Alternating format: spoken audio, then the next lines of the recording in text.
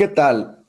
Sigo conversando con la señora Isabel Miranda de Gualas, a quien conozco desde que, pues, su vida colapsó con el secuestro y asesinato de su hijo Hugo Alberto, a manos de una banda de 6 personas, 4 de las cuales ya están sentenciadas y 2 la están haciendo, se dice, de jamón, para no solo no ser sentenciadas, sino enderezar ahora acusaciones contra la señora que están ustedes viendo.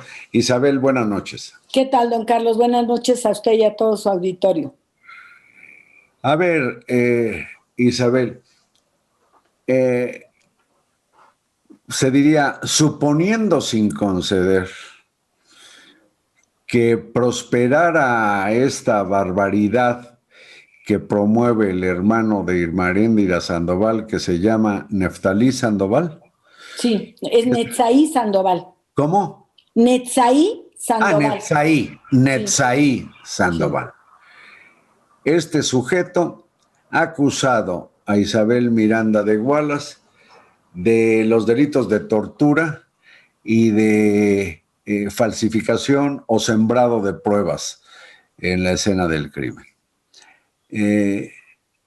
Decía yo, suponiendo sin conceder que eso tuviera credibilidad en los vericuetos del Poder Judicial y fueran alegatos y contralegatos y finalmente se desbarataran,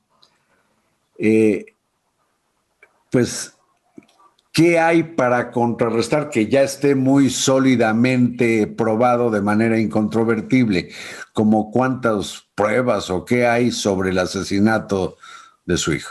Gracias, don Carlos. Mire, en primer lugar, estoy segura que van a seguir persistiendo todas las pruebas que hemos presentado y todas las pruebas que ha aportado el Ministerio Público, incluida el hecho de que encontraron sangre de mi hijo en ese departamento, porque ya ellos tuvieron oportunidad de interrogar a los peritos, de ofrecer periciales y demás. Eso ya es cosa valorada y juzgada por un unitario y ya no hay vuelta para atrás. Pero además quiero decirle que hay cerca de 100 pruebas que los imputan a toda la organización criminal. Hay periciales, hay confesionales, hay reconstrucciones de hechos. Jacobo mismo, en una reconstrucción de hechos que él hizo en presencia de la gente del Ministerio Público, él mismo dice cómo Brenda Quevedo Cruz se quedó sentado junto al colchón donde mi hijo ya estaba muerto sin vida, esperando a ver qué decidían hacer con el cuerpo de mi hijo. Él mismo ha confesado cómo Brenda Quevedo Cruz participó en otros muchos secuestros, igual que César Freire Morales. Juana Hilda dijo que Brenda se dedicaba a vender droga en los antros. Otro de sus imputados ha dicho que ella andaba siempre armada. En fin, hay infinidad de pruebas que la señora fue defendida incluso por abogados que le pagó la Reina del Pacífico porque fue su compañera de celda. En fin, tiene sus nexos con la delincuencia organizada y está todo esto probado. La organización criminal está siendo acusada en otras causas por otros secuestros de 3 personas, por más homicidios, mataron a 2 personas, mataron a uno de sus cómplices que se dedicaba a secuestrar. Brenda estuvo presente cuando mataron. César Freire le dio un balazo a un señor que se llamaba Rugeiro Martínez Báez y Brenda presenció y estuvo todo el tiempo Es decir, enterada. hay una historia sólida, criminal, probada, incontrastable de estos 6 pues delincuentes, Así 2 es. de los cuales han estado pataleando jurídicamente para no ser sentenciados y ahora con la complicidad del titular de la Defensoría de Oficio, pues enfilan sus baterías en contra de usted. Entiendo que una de las 2 mujeres de la banda, Isabel, de la banda de los 6 que hemos mencionado, 4 ya sentenciados, entiendo que una de las 2 o las 2, digamos, engancharon a su hijo Hugo Alberto, no sé, con artes de seducción o algo por el estilo. Sí, ¿Cómo estuvo eso? Mire, resulta que Brenda y Jacobo se aparecen a mi hijo en un cine, se le hacen el aparecido como si se lo hubieran encontrado. Mi hijo conoce a Jacobo porque le compra una parte de la propiedad al padre de Jacobo. Aparece Brenda y Jacobo y le dicen que le van a presentar a una prima de Brenda. Esa prima es Juana Hilda ¿En dónde se le aparecen a su hijo?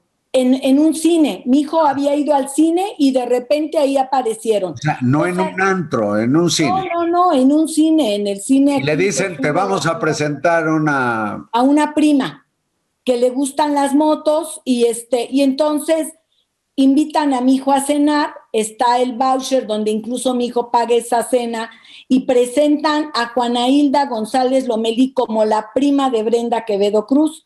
Entonces, ahí es como enganchan a mi hijo, haciéndole creer que es prima de Brenda y lo invitan a salir, lo llevan a cenar y después al siguiente día llega mi hijo sin ninguna mala intención, llega con su chofer y llega con un primo incluso. Juana Hilda se sube a la camioneta, cuando ve que mi hijo va acompañado, se baja a la siguiente calle porque ya querían secuestrarlo desde el día 4 de julio del 2005. Entonces, le repito que la actividad de Brenda Quevedo Cruz ha sido todo el tiempo... Se baja y desiste de continuar con el plan en ese día. Así es, don Entonces, Carlos. ¿qué pasa? ¿Al día siguiente vuelven a verse o qué? No, pasa una semana y a la siguiente semana le dice ella que lo cita, y esto lo sabemos por la declaración de la propia Juana Hilda y por la declaración de una de sus vecinas que escuchó cuando estaba hablando Juana Hilda. Y bueno, mi hijo termina yendo al cine con ella, saliendo del cine, le dice que tiene que pasar por una maleta porque va a viajar, lo introduce al departamento donde es la casa de seguridad y allí es donde armados lo someten y es donde ocurre todo lo que pasó con el secuestro de mi hijo. Y bueno, pues nosotros pudimos encontrar la camioneta de mi hijo a media cuadra de la casa de seguridad. Un caso probado que tiene de pendiente esa sentencia y del cual han transcurrido ya 16 años y algunos días, y ahora resulta que usted va a ser o pretenden que sea incriminada, la incriminan como si fuera usted sembradora de pruebas y torturadora. Pero Isabel, yo he percibido en distintos lugares de prensa, de radio, de televisión, que como que hay una carga y dicen que usted en realidad, pues no sé, como que tiene más bien aspiraciones políticas. Han llegado a decir inclusive que el secuestro y asesinato de su hijo es una invención, o sea, a partir de la ignorancia, porque ya hablamos de lo sólido que está el caso. Y yo no sé si la pretensión que tuvo usted de ser jefa de gobierno de la Ciudad de México juega en esto. También se habla de una relación, digamos, como de complicidades con el ingeniero Genaro García Luna.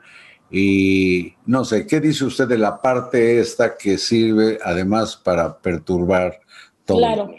Don Carlos, déjeme decirle que yo, al igual que ahora muchos ciudadanos, pensamos que quienes estaban en la política estaban haciendo muy mal las cosas y las siguen haciendo muy mal desde el punto de vista de seguridad. Creo que fue una ilusión muy romántica de mi parte pensar que yo podía aportar algo porque no conocía ese mundo. Y sí, efectivamente, yo pensé que podía contribuir en algo a la ciudad y creo que fue un error y lo he dicho públicamente y nunca más me volví a meter en nada que tenga que ver con la política porque no es mi cancha. Y de verdad me quedó muy claro. Y de que fuera usted favorecida de no sé qué manera por la Secretaría de Seguridad Pública que encabezaba el ingeniero García Luna. Bueno, déjeme decirle que yo no tenía relación con el ingeniero García Luna más que en los eventos públicos en donde a mí me invitaban como presidenta de Alto al Secuestro en el sexenio donde estaba el secretario. Yo realmente tuve al principio, y ahí están los testimonios de la prensa, don Carlos, yo le hacía muchos reclamos a la secretaria. Recuerdo, hacían cortocircuito. Así es, don Carlos, porque ellos no hacían nada por avanzar en el caso.